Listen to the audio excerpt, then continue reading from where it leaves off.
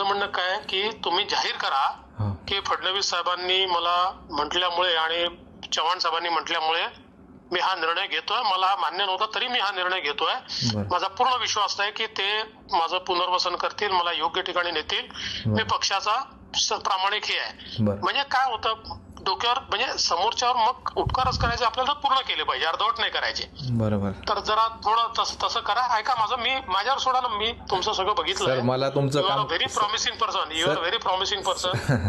Sir मी तुमच्याबद्दल खूप आदर करतो सर. आपले कराडचे भोसले साहेब पण माझे मित्र आहेत. तुमच्याबद्दल आम्ही खूप फक्त आता काल सर मी जर नाही राहिलो ना, म्हणजे आपल्यातला विषय सर, तर दीपकच्या ऐवजी ना राजन तेली उबाटा येऊ शकते सर सावंतवाडी. ही ऍक्च्युअल फॅक्ट आहे सर. आणि ऐकून घ्या ना, आली तरी जाऊ दे, काही चिंता करू नका. बरं ते आपण आपलं पाहू. पण काय होतं की आपला आता काय तुमच्यावर इतका चव्हाणांचा रवीचा स्टॅम्प आहे. हो सर. की सगळीकडे रवी अडचणीत येतो. मग आपल्या वरचे लोकांना हे लोक सांगतात रवीने माणूस उभा केलाय, उद्या रवीला चांगली आपली मिनिस्ट्री सगळी अडचणीत येते रवीची.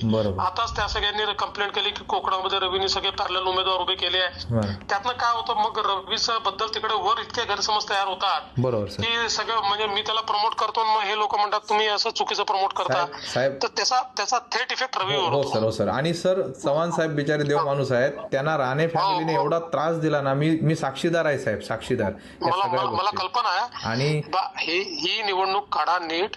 त्यानंतर बघा मी कसं सगळं हातात घेतो आणि